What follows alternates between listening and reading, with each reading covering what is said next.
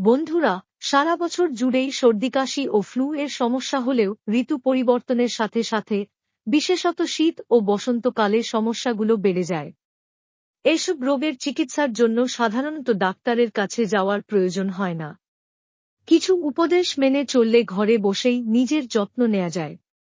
এছাড়া ফ্লুতে শিশুদের ক্ষেত্রে জ্বরের পাশাপাশি ডায়রিয়া ও বমির সমস্যা বেশি দেখা যায়। সেই সাথে শিশুর কান ব্যথা হতে পারে এবং চঞ্চলতা কমে যেতে পারে।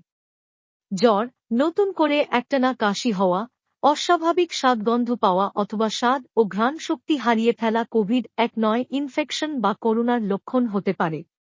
ফ্লু ও সাধারণ সর্দিকাশির চিকিৎসা, কারণ ও লক্ষণে পার্থক্য থাকলেও ফ্লু ও সাধারণ সর্দিকাশির চিকিৎসা প্রায় কাছাকাছি। দ্রুত সর্দি-কাশি ও ফ্লু সারাতে প্রাথমিকভাবে নিচের পরামর্শগুলো মেনে চলুন। বিশ্রাম নিন ও পর্যাপ্ত পরিমাণে ঘুমান, শরীর উষ্ণ রাখুন, প্রচুর পরিমাণে পানি পান করুন।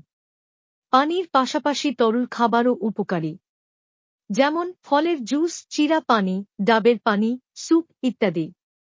পানিশূন্যতা এড়াতে এমন পরিমাণে তরল খাওয়া উচিত যেন প্রস্রাবের রং স্বচ্ছ অথবা হালকা হলুদ হয়। গলা ব্যথা উপশমের জন্য লবণ মিশিয়ে কুসুম গরম পানি দিয়ে গড়গড়া করুন।